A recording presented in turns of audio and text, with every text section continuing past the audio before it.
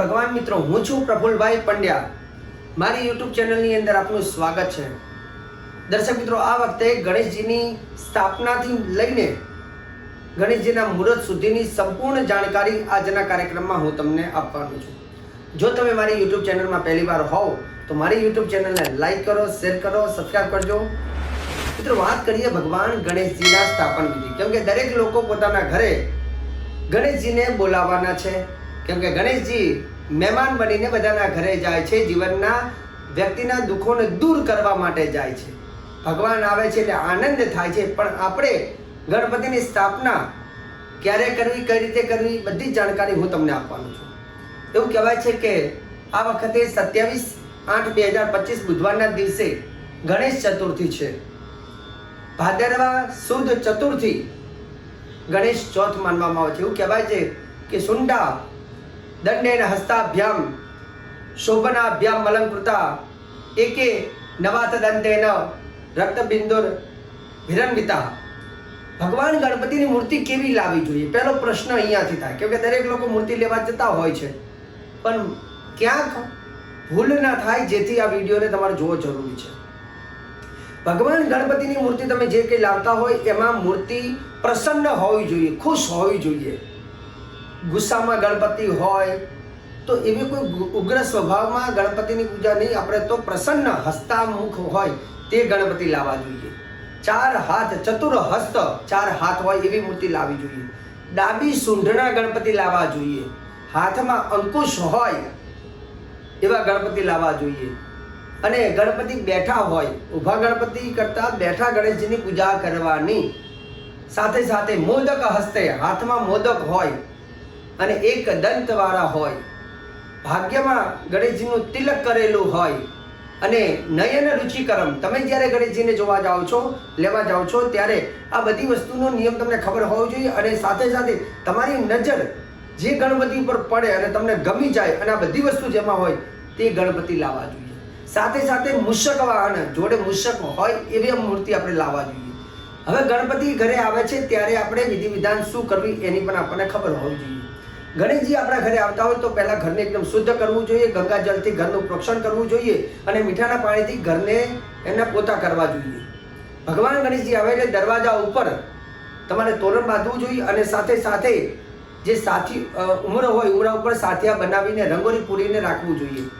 જેવા ગણેશજી ઘરે આવે છે ત્યારે ગણેશજીને આપણે સામૈયું કરવાનું, મતલબ ગણેશજીની ઉપર જે લાલ રંગનું કપડું બાંધેલું એ લઈ લેવાનું. ભગવાનને આપણું મુખ્ય દ્વાર જે છે આપણું ઘર બતાવવાનું છે. ઘરની બહાર જે લોકો લઈને આવે એ લોકો ઊભા રહેવાનું છે. બહેનો દ્વારા ભગવાન ગણેશજીની ઉપર ફૂલની વૃષ્ટિ કરવાની છે, અબીલ ગુલાલ અર્પણ કરવાનું છે, ભગવાન ગણેશજીને તિલક કરવાનું છે, ચોખા અર્પણ કરવાના છે અને ભગવાન ગણેશજીને હાર પહેરાવી અને ભગવાનની આરતી કરવાની છે. ત્યારબાદ તાંબાના કલશની અંદર થોડું મીઠું અને થોડી રાઈ નાખીને એની ઉપર કપડું ઢાંકી ભગવાન ગણેશજીની ઉપર વારણ કરવાનું. કેમ કે આ મૂર્તિ કદાચ કોઈએ પહેલાં જોઈ હોય અને આ મૂર્તિ કોઈને ગમી ગઈ હોય, કોઈની નજર આમાં લાગી હોય તો એને નજરને દૂર કરવા માટે એ વારણ કરવામાં આવે છે જલથી. પછી પાણીને ઢોળી દેવાનું. ભગવાન ગણેશજીને આપણા ઘરની અંદર બોલવાનું સ્વાગતમ સુસ્વાગતમ. ભગવાન ગણેશજીનું જ્યારે ઘરમાં સ્વાગત થાય તે વખતે શંખનાદ, ઘંટનાદ વગાડવાના છે, જય જયકાર કરવાનો. ગણપતિ બાપ્પા મોરિયા, મંગલમૂર્તિ મોરિયા, જય જયકાર કરવાનો છે.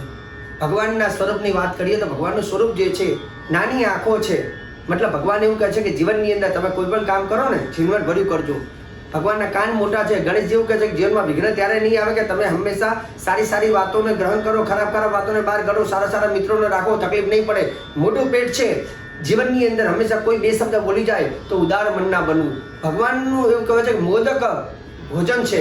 ભગવાન કહે છે ગણેશજીને કે હંમેશા તમે આહાર, તમારો ખોરાક શ્રેષ્ઠ ખાજો કે જેના કારણે તમારું શરીર ન બગડે. કેમ કે શરીરનું સુખ પણ જરૂરી છે. ભગવાન કહે છે નાક મોટું છે, ઇજ્જતદાર. સમાજમાં, સોસાયટીમાં હંમેશા માન પ્રતિષ્ઠા આપણી વધવી જોઈએ. ભગવાન ગણેશજીનું લાલ રંગનું સ્થાપન હોય છે. કેમ કે લાલ રંગ ઉપર ગણેશ બિરાજમાન થાય છે, જેથી ગુસ્સાને કંટ્રોલ કરે છે, મતલબ ગુસ્સાનો ત્યાગ કરે છે. ગણેશજીની સ્થાપના કરવી હોય તો ખાસ કરીને દિશાની વાત કરીએ તો ભગવાન ગણેશજીની પાછળ જ્યાં આપણે સ્થાપના કરો છો એની પાછળ પૂર્વ દિશા આવી જોઈએ અથવા ઉત્તર દિશા આવી જોઈએ. આ બે દિશામાં ગણેશજીને બેસાડવા જોઈએ. ભગવાનની પાછળ ઉત્તર અથવા પૂર્વ આવી જોઈએ. હવે રહી વાત ગણપતિ લાવવાના છે તો માટીના ગણપતિની જ મૂર્તિ સ્થાપિત કરવાનો નિયમ છે, કેમકે ગણેશજીનો વ્રત છે એમાં મૃત્તિકા એટલે કે માટીના ગણપતિની પૂજન કરવાનું મહત્વ કહેલું છે. પૂજન કરનાર વ્યક્તિએ પવિત્ર વસ્ત્ર ધારણ કરી આસન પર બિરાજમાન થઈ અને 3 વખત શ્રી ગણેશાય નમઃ બોલી અને આચમન કરવાનું છે, પાણી પીવાનું છે અને 4થી વખત હાથને પ્રક્ષાલન કરવાનું છે. ધરતી માતાને નમસ્કાર કરવાના, ભાગ્યને તિલક કરવાનું, સૂર્યદેવને નમસ્કાર કરવાના અને ત્યાર પછી ભગવાન ગણેશજીની પૂજન કરવાનું છે. ગણેશજીની પૂજન કરતા હોય ત્યારે એવું કહેવાય છે કે ભગવાન ગણેશજીનું પહેલું આવાહન કરવાનું. જેમ આપણા ઘરે કોઈ મહેમાન આવે તો આપણે એને કહીએ કે આવો આવો ભાઈ, બેસો, નાહવા માટે પછી એની વ્યવસ્થા કરીએ, એને ચા પાણી નાસ્તો કરાવીએ, ભોજન કરાવીએ. તે રીતે ભગવાનને મહેમાન તરીકે આપણે એની પૂજન કરવાનું છે. પૂજનની અંદર પહેલું ભગવાનને નમસ્કાર, પછી ભગવાનના ચરણમાં પુષ્પ અર્પણ કરવાના, પછી ભગવાન ગણપતિને સ્નાન કરાવવાનું. હવે સ્નાન કરવા માટે જે તમે માટીની મૂર્તિ લાવ્યા હોય એના ઉપર તો ખાલી જળનું પ્રોક્ષણ કરવાનું, અને એની આગળ તમે કોઈ પિત્તરની અથવા તમારા ઘરની જે મૂર્તિ હોય એ મૂર્તિ ઉપર પંચામૃતિ તમારે સ્નાન કરાવવાના રહેતા હોય છે. ત્યાર પછી ભગવાન ગણેશજી માટે જે તમે વસ્ત્ર લાવ્યા હોય, ધોતી અથવા શણગાર, તો એનાથી ભગવાનને શણગાર કરવાનો, ફૂલના હાર પહેરાવવાના, ગણેશજીને તિલક કરવાનું, ચોખા અને જાસૂદના પુષ્પ અર્પણ કરવાના. ખાસ કરીને ભગવાનને પ્રિય દુર્વાનો હાર ભગવાન ગણેશજીને પહેરાવવાનો.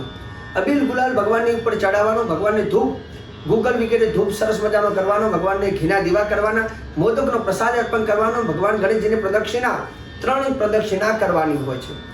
આ રીતે આટલી ગણપતિની પૂજા કર્યા બાદ બાજુમાં એક તાંબાના કલશ લેવાનો, કલશની અંદર પાણી ભરવાનું, એમાં તમારે ચંદન પધરાવવાનું, ચંદન, ચોખા, હળદર, દુર્વા, એમાં પાન મૂકવાના, પછી તમારા ઘરની કુંડામાંથી થોડી માટી એમાં પધરાવવાની, સવા રૂપિયો, સોપારી એમાં પધરાવવાનું, કલશને નાળાછડી બાંધવાની અને એક નારિયેળ લેવાનું, એની ઉપર નાળાછડી બાંધી સાથીઓ બનાવી અને એની ઉપર સ્થાપના કરવાની, જેને પુણ્યવાચન કહેવામાં આવે છે.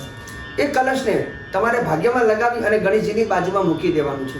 જ્યાં સુધી ગણેશજીનું તમારે ઘરે રહેશે ત્યાં સુધી કલશને તેમ એ જ રીતે રાખવાનો હોય છે.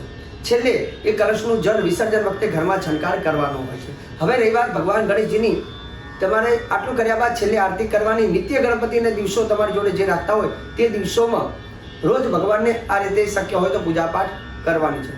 હવે રહી વાત ભગવાન ગણેશજીના મુહૂર્તની, તો ભગવાન ગણેશજીનું મુહૂર્ત કયું છે?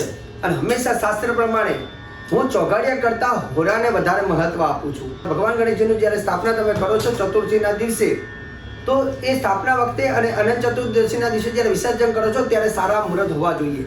તો આજે હું સ્થાપનાના મુહૂર્તની વાત કરીશ.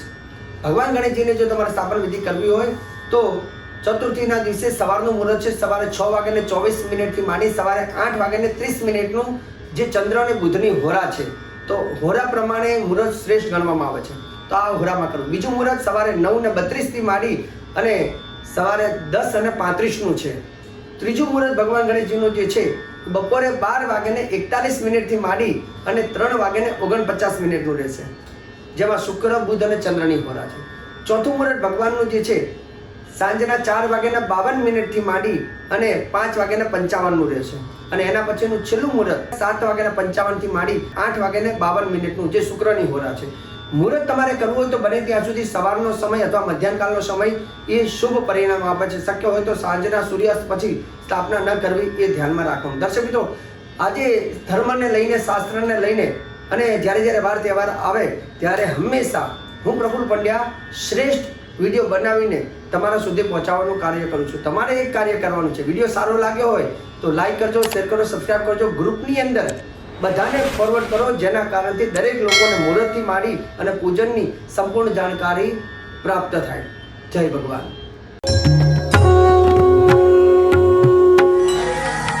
જય ભગવાન.